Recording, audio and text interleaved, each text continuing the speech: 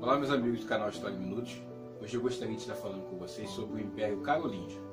O Império Carolíngio sucedeu o Império Merovingio no Reino dos Francos.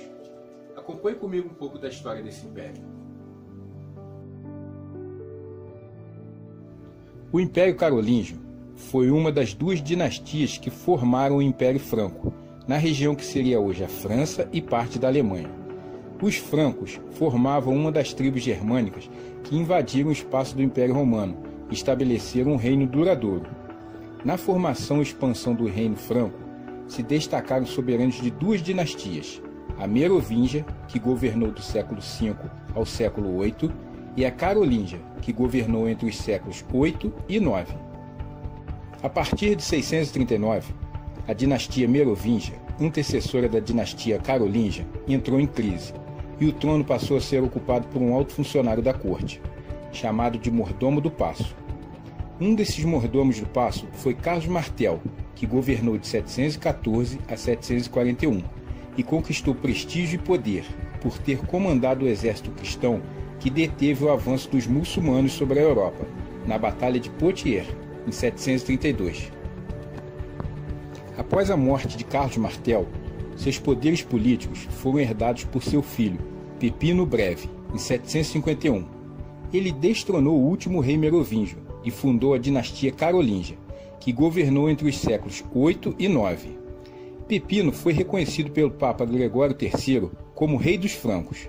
Em troca, lutou contra os lombardos, um povo germânico que ameaçava o poder da Igreja Católica. Vitorioso, Pipino doou ao Papa as terras que conquistou no Reino da Itália. Formou-se então o patrimônio de São Pedro, que se tornou o Estado da Igreja Católica. Após a morte de Pipino, sucedeu-lhe no trono seu filho Carlos Magno, que governou os francos de 768 a 814. Os francos, comandados por Carlos Magno, submeteram diversos povos germânicos e conquistaram um vasto território. Com isso, Carlos Magno adquiriu prestígio e poder no mundo cristão, chegando a receber do Papa Leão III o título de imperador do novo Império Romano do Ocidente, em 800. O Império Carolíngio não tinha uma capital fixa. Sua sede era o lugar onde se encontrava o imperador e sua corte. Em geral, Carlos Magno permanecia por maior tempo na cidade de Aquisgrão. Para administrar o vasto império, Carlos Magno estabeleceu uma série de normas escritas conhecidas como capitulares, que funcionavam como leis. Essas leis reuniam os usos e costumes do império e contou com o auxílio dos condes, responsáveis pelos condados, e pelos marqueses, responsáveis pelos territórios situados na fronteira do império, que eram conhecidos como marcas. Esses homens eram responsáveis pela organização do império. Carlos Magno dedicou-se sobretudo às atividades militares.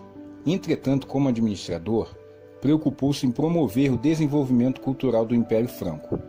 Assessorado por intelectuais, Carlos Magno estimulou a abertura de escolas e mosteiros e a tradução e a cópia de manuscritos antigos e protegeu artistas. A esse estímulo, que abrangeu as letras, as artes e a educação, em meados do século IX, os historiadores chamam de Renascença Carolíngia.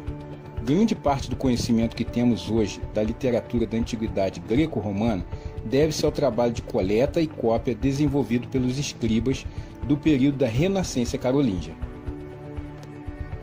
Após a morte de Carlos Magno, em 814, o império entrou em processo de fragmentação.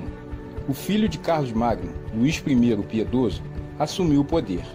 Apesar de uma série de problemas políticos e com a excessiva influência do clero sobre o rei, o império ainda se manteve unido. Porém, com a morte de Luís I, em 840, seus três filhos, Carlos, Luís e Lotário, passaram a disputar o poder, travando um desgastante conflito interno no império. Em 843, assinaram o Tratado de Verdun e estabeleceram a paz e dividiram entre si o território carolíngio. A divisão do império foi acompanhada de uma crescente independência e autonomia dos administradores locais, o que causou uma fragmentação do reino. Eu espero que você tenha aprendido e compreendido um pouco da história do Império Carolíngio. Muito obrigado por você ter assistido a esse vídeo, um grande abraço e fique com Deus.